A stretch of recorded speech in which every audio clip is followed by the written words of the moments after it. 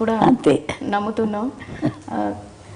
ఇప్పుడు చంద్రబాబు నాయుడు గారు జైల్లో ఉన్నప్పుడు కూడా ఆయన ఫ్లైట్లో రానినప్పుడు బై రోడ్ వచ్చారు. బై రోడ్ ఆపినప్పుడు కూడా ఆయన అక్కడే రోడ్డు మీద పడుకున్నప్పుడు చాలా బాధ కలిగిందమ్మా. ఎందుకు ఈ బాధలని మనకు అనిపించేసింది. రోడ్డు మీద పడుకున్నాడు కదా, అబ్బా చాలా బాధ కలిగింది నాకు. ఎందుకు ఈ బాధలు, ఆ రోడ్డు మీద అలా పడుకోవాలా అని అనిపించేది. రాదు కార్లలో ఇచ్చేవాడు కాదు, నడిచిలేవాడు. అవును, కానీ సక్సెస్ చూసాక ఎట్లా అనిపించింది? ఆనందం, సంతోషంగా ఉంటుంది.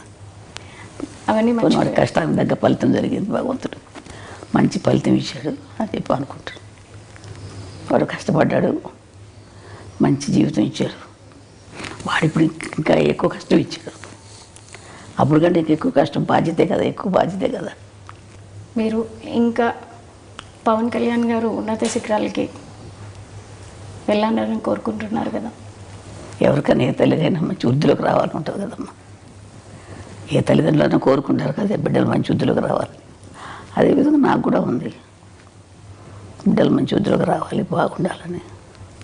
అదే నేను కూడా కోరుకుంటున్నాను. ఆ విధంగా నేను. అమ్మ నమస్తే. నమస్తే అండి. అమ్మ, సినీ కళామ తల్లికి 3 స్టార్స్ని ఇచ్చారు. అదేవిధంగా 6 మళ్ళీ యువతరాన్ని ఇచ్చారు. సో ఇప్పుడు మనం పవన్ కళ్యాణ్ గారు డిప్యూటీ సీఎంగా బాధ్యతలు తీసుకొని 100 రోజులు గడుస్తూ ఉంది. సో దీని మీద మీ మనోభావాలు చెప్పండి, ఎలా ఫీల్ అవుతున్నారు? ఎంత కష్టపడ్డాడు అంత వాడికి సుఖం వచ్చింది పాపం. ఇప్పుడు అంత కష్టపడాలి కదా, ఇంకా ఎక్కువ కష్టపడాలి. ఇదివరకు అంతా కష్టపడ్డాడు, ఇప్పుడు ఇంకా ఎక్కువ బాధ్యత తీసుకొని